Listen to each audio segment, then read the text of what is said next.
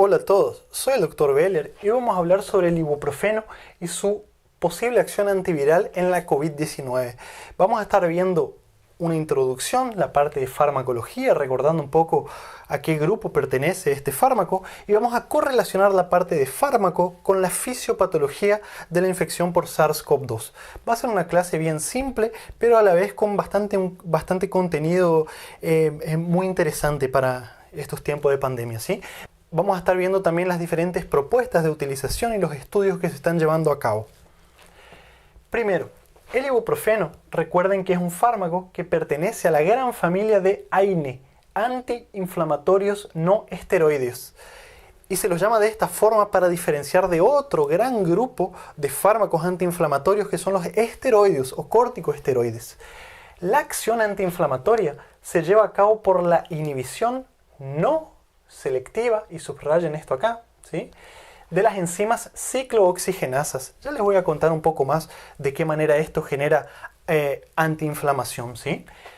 La inhibición no selectiva de la ciclooxigenasa va a provocar, valga la redundancia, el efecto antiinflamatorio. Este efecto antiinflamatorio secundariamente va a provocar, a grandes rasgos, analgesia, o sea, va a sacar el dolor y va a tener su efecto antipirético. Esos son los principales efectos que se conocen de estos fármacos, pero vamos a ver que es un poco más complejo. Al decir que son inhibidores no selectivos, es para recordar que existen otros grupos de fármacos que inhiben de manera selectiva a la ciclooxigenasa 2, que son los, se los pongo acá, ¿sí?, COX-CYPs. Recuerden que las ciclooxigenasas vienen en dos sabores, COX-1 y COX-2. Los AINES inhiben a ambas de maneras no selectivas. Los COX-CYPs inhiben de manera selectiva la COX-2. Yo no les voy a hablar mucho de este fármaco porque no viene al caso hoy y porque no tengo experiencia. Yo nunca en mi vida usé este tipo de medicaciones, ¿está? Bien. Existen más de 20 fármacos dentro de este grupo de antiinflamatorios y didácticamente se lo puede dividir en aspirina y otros. ¿Cuáles son los otros? Ibuprofeno, diclofenac, naproxeno, indometacina, ketorolac, en fin, son muchos. ¿Y cuál es la diferencia entre estos dos? La diferencia es que la aspirina provoca una inhibición irreversible de las ciclooxigenasas. Y en los otros, la inhibición es reversible. ¿Y cuál es la importancia de esto? Yo no me quiero ir por las ramas, pero recuerden simplemente que el efecto de la aspirina, al ser irreversible, por ejemplo, acá en el caso de las plaquetas, si nosotros inhibimos de manera irreversible a la ciclooxigenasa 1 presente en ellas, vamos a tener un efecto antiagregante plaquetario permanente en las plaquetas. Vamos a necesitar que se formen nuevas plaquetas para que se vaya el efecto de este fármaco. Dicho de otra forma, si por algún motivo nosotros necesitamos suspender la aspirina para realizar algún procedimiento que requiere la suspensión del fármaco, para evitar, digamos, el riesgo de sangrados, debemos suspender la aspirina por lo menos 7 a 10 días antes para hacer que se formen nuevas plaquetas que no estén bajo el efecto de este fármaco, ¿sí? Pero bueno, sigamos con nuestro tema de hoy. Vamos a recordar un poco ahora la parte de fármacos. Fíjense, ante una noxa, trauma, calor, toxinas o infección bacteriana o víricas, ¿sí?, se va a provocar una inflamación.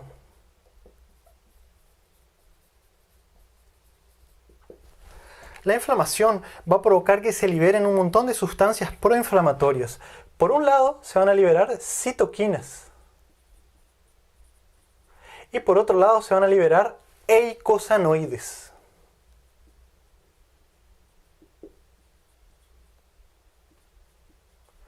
Los eicosanoides viene de la palabra griega que quiere decir 20 átomos de carbono. Estos eicosanoides son sustancias lipídicas que derivan del ácido araquidónico, los cuales van a provocar un efecto proinflamatorio. Fíjense en palabras más simples para que ustedes entiendan. ¿Qué son los eicosanoides? Son las prostaglandinas, los tromboxanos y los leucotrienos, ¿sí? Sustancias lipídicas derivados del ácido araquidónico que tienen efecto proinflamatorio. Para que se entienda un poco mejor. Cuando tenemos un tejido inflamado, los fosfolípidos de membrana representados en violeta acá van a liberar ácido araquidónico. Para eso se necesita la acción de la fosfolipasa 2. La fosfolipasa 2 va a hacer que los fosfolípidos de membrana liberen ácido araquidónico. El ácido araquidónico es un sustrato, ¿sí? Y se va a, digamos, a metabolizar por dos vías. Por un lado, la vía de la ciclooxigenasa y por otro lado la vía de la lipooxigenasa. Esta es la famosa cascada del ácido araquidónico que ocurre en una inflamación. En cualquier inflamación es una respuesta inespecífica, ¿sí?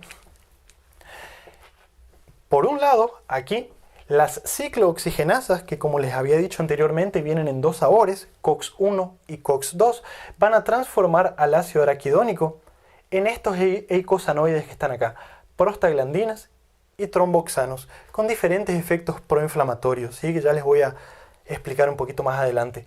La prostaglandina I2, también llamada prostaciclina, la prostaglandina E2, la prostaglandina D2, ¿sí? Por otro lado, el ácido araquidónico, a partir de las lipooxigenasas, abreviadas LOX, ¿sí? Van a formar leucotrienos y también otras sustancias que son las lipoxinas. Los leucotrienos tienen propiedades proinflamatorias. La función de los leucotrienos, entre muchas otras cosas, es estimular la quimiotaxis y la actividad de los neutrófilos, aumentan el poder antiviral de los neutrófilos, ¿sí? Entonces son muy importantes en la respuesta antivírica. Y las lipoxinas son unas sustancias que también derivan del ácido araquidónico que son antiinflamatorias, que de algún modo regulan a estas sustancias proinflamatorias, ¿sí? Ahora, volviendo un poco acá a la acción de las prostaglandinas y los tromboxanos. Fíjense, la COX-1 es una enzima constitutiva, o sea, está presente en casi todas las células, ¿sí? Incluyendo el estómago y las plaquetas. La producción de prostaglandinas en el estómago, recuerden que aumenta la secreción de mucus gástrico y disminuye la secreción de ácido clorhídrico. Entonces, imagínense, inhibiendo a la COX-1 en el estómago, aumentamos el riesgo de gastritis y de sangrados, de úlceras, ¿sí? Que es uno de los efectos adversos de los antiinflamatorios no esteroideos. Por otro lado, el tromboxano 2, además de ser un potente vasoconstrictor en la circulación sistémica, va a provocar la agregación plaquetaria. Entonces, al inhibir esta enzima, como dijimos anteriormente, explicamos su efecto antiagregante plaquetario, ¿sí? Al inhibir la formación de tromboxano A2, por ejemplo. Ahora, la COX-2, a diferencia de la COX-1, no es constitutiva. Si bien está presente en riñón y en el cerebro, la COX-2 aumenta mucho su expresión y su concentración en los tejidos que están inflamados. O sea, se induce su síntesis por la inflamación. La COX-2 es la responsable de la formación de la mayor cantidad de prostaglandinas y tromboxanos en el tejido inflamado. Y solamente para recordar, porque esto es importante para nuestra práctica, ¿sí? En el riñón, por ejemplo, la prostaglandina E2 actúa sobre la arteriola aferente, provoca una vasodilatación de la arteriola aferente, lo cual provoca aumento de la tasa de filtración glomerular. Entonces, si nosotros inhibimos a esta enzima, nosotros estamos inhibiendo la acción de la prostaglandina aquí y perdemos, digamos, la vasodilatación de la arteriola aferente, lo cual puede provocar una disminución de la tasa de filtración glomerular. Por eso es importante evitar este tipo de fármacos en el contexto de la deshidratación. Por ejemplo, un paciente con COVID-19 que está vomitando, tiene diarrea, no está pudiendo tomar agua, que encima ya está con una peora de la función renal, o un paciente con cirrosis, insuficiencia cardíaca que está quedando deshidratado.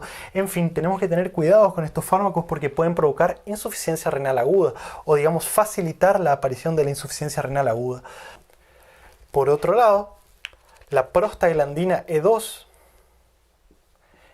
a nivel del hipotálamo va a provocar aumento de la temperatura, o sea, fiebre, ¿sí? En el tálamo va a provocar dolor. Entonces, si nosotros inhibimos a la ciclooxigenasa 2, ¿sí? Al inhibir la formación de la prostaglandina E2 durante la inflamación, explicamos su efecto antitérmico, o antipirético y analgésico. ¿Se entiende? Bien. ¿Dónde actúan los AINES? Solamente para terminar de dibujar acá, ¿sí? Los AINES, como el ibuprofeno, actúan a este nivel. De manera no selectiva, inhiben tanto a la COX-1 como a la COX-2. Entonces, dicho de otra forma, ellos inhiben la formación de todas estas sustancias. Entonces nosotros estamos inhibiendo este brazo de la cascada del ácido araquidónico. Al inhibir esta cascada, facilitamos que haya más estas sustancias de este lado, ¿sí? Que el ácido araquidónico se pueda metabolizar más por la lipooxigenasa, porque los AINES no interactúan con la lipooxigenasa, ¿sí? Entonces va a haber más leucotrienos, Recuerden que el efecto proinflamatorio de los leucotrienos es estimular, entre muchas otras cosas, ¿sí? La acción antiviral de los neutrófilos.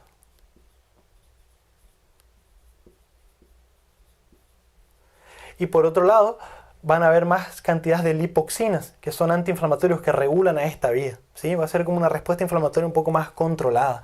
Yo les puse lipoxinas acá, para quien se está preguntando, ¿sí? En la vía de la ciclooxigenasa, porque a partir del ácido araquidónico, la ciclooxigenasa facilitan también la producción de algunas lipoxinas. Pero no pasa nada, porque nosotros las inhibimos acá, pero siguen habiendo acá de este lado. Ahora, ¿y cómo relacionamos esto con la COVID-19? Bueno, la fisiopatología de la COVID-19, grave sobre todo, es una hiperinflamación. Entonces, disminuyendo la hiperinflamación, aumentando tal vez el efecto proinflamatorio antiviral de los leucotrienos, podamos mejorar el cuadro clínico del paciente con COVID-19. Ahora, no es solamente eso, ¿sí? Ahora se empieza a poner un poco más fina la cosa. El ácido araquidónico, según los modelos experimentales, tanto in vitro como in vivo en ratas, demostraron que esta sustancia, ¿sí? Ácido araquidónico, tiene un efecto antiviral. ¿De qué manera? Bueno, el ácido araquidónico se une o interactúa, digamos, con los lípidos de la envoltura de los virus que son envueltos, valga la redundancia, y desestabiliza la membrana. Dicho de otra forma, produce lisis viral, ¿sí? Como ustedes saben, el ácido araquidónico es una de las sustancias que se liberan por los macrófagos o las células B ante una respuesta antiviral, ¿sí? La respuesta antiviral innata hace que estas células inflamatorias liberen al medio inflamado ácido araquidónico y de esta manera se facilita la lisis viral. ¿Y qué tiene que ver esto con el ibuprofeno? Bueno, si nosotros inhibimos a las ciclooxigenasas, inhibimos a esta vía, va a haber mayor cantidad de sustrato, va a haber mayor cantidad de ácido araquidónico, ¿sí? Porque vamos a estar metabolizando menos, entonces vamos a tener un mayor efecto antiviral. Esa sería una de las posibles explicaciones. Ahora, propiamente dicho, hablando de la COVID-19, ¿qué más podemos decir? Les voy a borrar esto un poco acá para que se entienda mejor. Entonces, fíjense, el ibuprofeno, además de tener su efecto antiinflamatorio, analgésico, antipirético y también antiagregante plaquetario, en modelos experimentales se mostró también tener un efecto antimicrobiano. La molécula de ibuprofenato de sodio tiene la propiedad química de ser anfipático, ¿sí? Anfipático. ¿Y qué quiere decir anfipático? Bueno, esta palabra viene del griego. Anfi quiere decir ambos y patos quiere decir pasión. Pasión. Entonces, se puede decir que el ibuprofeno tiene dos lados, ¿sí? Un lado que es hidrofílico, o sea, que tiene afinidad con el agua, y otro lado que es hidrofóbico, o sea, repele el agua. Esas características químicas le permiten introducirse en los lípidos de la envoltura de los virus, ¿sí? Y desestabilizar, produce desestabilidad, inestabilidad. Desestabiliza los lípidos de la membrana o de las envolturas y eso hace que se rompa, ¿sí? El efecto de lisis viral en el SARS-CoV-2, por ejemplo. Y este efecto antimicrobiano del ibuprofeno por lisis de las envolturas o las membranas no es solamente de los virus, también se demostró en algunas bacterias, como por ejemplo Pseudomonas, Staphylococcus, Burkholderia en pacientes con fibrosis quística, por ejemplo, que se nebulizaban con una solución especial de ibuprofeno hipertónico.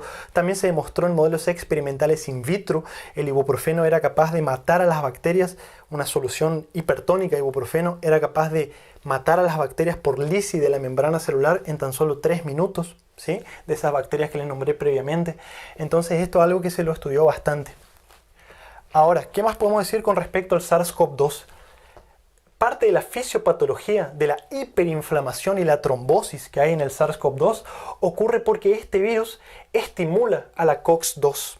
Recuerden que la COX-2 lo que hace es, a partir del ácido araquidónico, producir estos eicosanoides, estas sustancias lipídicas con efecto proinflamatorio, protrombótico, proagregante plaquetario, ¿sí?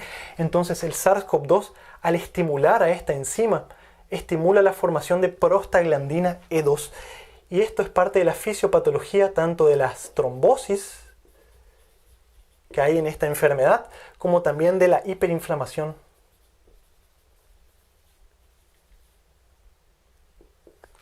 Entonces el ibuprofeno, al inhibir a la COX-2, disminuye las trombosis y disminuye la hiperinflamación. Ahora, hay más. Fíjense, la proteína S, esto ustedes lo saben muy bien, ¿sí? La proteína S del virus se une a la ECA2, lo cual le permite la internalización en la célula. Esa internalización es mediado también en el proceso de endocitosis, ¿sí? Es facilitado por la acción por la contracción de los filamentos de actina. Entonces, el ibuprofeno también se cree que impide la acción de la actina, impide la entrada del virus en las células, ¿sí? Al impedir, digamos, la contracción de los filamentos de actina. Incluso hay más, se cree que el ibuprofeno aumenta la cantidad de receptores ECA2 en la superficie de la célula pulmonar. Aumenta la expresión de las proteínas de receptores ECA2 en las superficies. Al principio de la pandemia había mucha controversia con esto, porque se creía que si hay mayor cantidad de receptores ECA2 en la superficie pulmonar, podría haber mayor cantidad de virus entrando, ¿sí? Podría facilitar la entrada del virus, lo que parece lógico si uno se pone a pensar. Ahora, a lo largo de la pandemia se fue demostrando que el uso de ibuprofeno en los pacientes con COVID-19 no se relacionó a una mayor gravedad o una mayor cantidad de muertes o de necesidad de internación, en fin, no se relacionó a casos más graves. Y después comenzaron a salir varios artículos que decían que en realidad la proteína ECA2 en la superficie de los pulmones tiene un efecto protector, efecto antiinflamatorio, antifibrótico. Entonces utilizar fármacos como estos que aumentan la cantidad de ECA2 en la superficie de los pulmones no parece ser dañino, todo por lo contrario, parece ser protector. Entonces aquellas recomendaciones que habían al comienzo de la pandemia de contraindicar el uso de ibuprofeno en pacientes con COVID-19, después se fue, cambiando. Actualmente la FDA, la OMS, la Asociación Europea de Medicinas, todos ellos dicen que el ibuprofeno no está en contraindicado. Incluso los pacientes que usan crónicamente ibuprofeno, por ejemplo, pacientes con artritis, no deben parar de tomar la medicación en la pandemia. Y si nosotros necesitamos utilizar ibuprofeno para el manejo de la inflamación o de la fiebre, podemos utilizarlo siempre conociendo los efectos adversos, como les dije anteriormente. No vamos a utilizar ningún antiinflamatorio no esteroide en un paciente que ya tiene injuria renal aguda, que está teniendo deshidratación, está vomitando, porque podemos empeorar aún más, o en un paciente que tiene un sangrado gástrico. En fin, tenemos que saber cómo utilizar estos fármacos. Pero todos estos efectos que les expliqué acá, ¿sí?, podrían explicar por qué el ibuprofeno podría ser benéfico. ¿Y por qué le digo podría? Porque todavía no está demostrado que realmente bajen la mortalidad o ayude. Lo que hay actualmente son varios estudios que están en andamiento. Por un lado tenemos el estudio Liberate.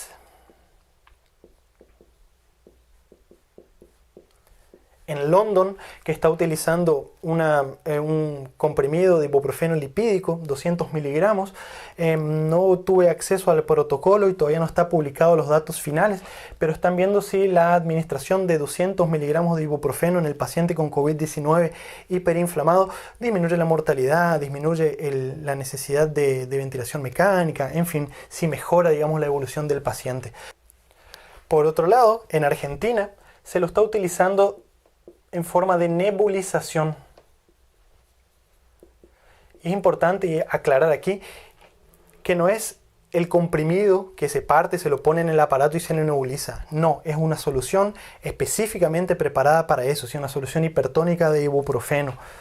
50 miligramos y se le nebuliza 2 o 3 veces al paciente durante el periodo inflamatorio. Todavía no hay datos oficiales, no hay grupo control para confirmar realmente que es efectivo, se lo está utilizando de manera compasiva a los pacientes. Es difícil tener un grupo control durante la pandemia, ¿sí? Pero es el puntapié inicial para que después sea un estudio doble ciego, controlado, en fin. Pero las observaciones, según lo que los médicos de Córdoba, Jujuy, en fin, están utilizando, en Buenos Aires también, sus observaciones muestran que está siendo efectivo, disminuye el tiempo en el cual el paciente está inflamado y aparentemente hay una mejoría importante de estos pacientes en la negativación de la carga viral. En fin, parece muy prometedor, ¿tá? Pero todavía no podemos sacar conclusiones específicas. Entonces, de esa manera, las partículas de ibuprofeno de manera nebulizada son partículas pequeñas de menos de 2,5 micras de diámetro, viajan hasta los alvéolos y el ibuprofeno lisa la membrana, rompe la membrana del SARS-CoV-2 y destruye a este virus, ¿sí? Además de todos los otros efectos antiinflamatorios que hablamos a continuación, que hablamos anteriormente. No parece haber grandes efectos adversos, a lo sumo un poco de tos por la nebulización, ¿sí? O por la solución hipertónica, pero bueno, parece muy prometedor. Espero que el video te haya gustado. Si sos de la población general, por favor no te automediques. Cada medicación, el médico pesa el riesgo y el beneficio. La medicina es muy compleja, nosotros estudiamos muchísimo, 7 años de medicina más 2 a 4 años de especialidad más subespecialidad. Entonces no te automediques, confía en tu médico. Si te gustó el video, déjame tu comentario acá abajo, contame tu experiencia, si sos médico y estás utilizando este fármaco, cómo te está yendo. Y bueno, nos vemos más pronto con mucho más material. Chau, chau.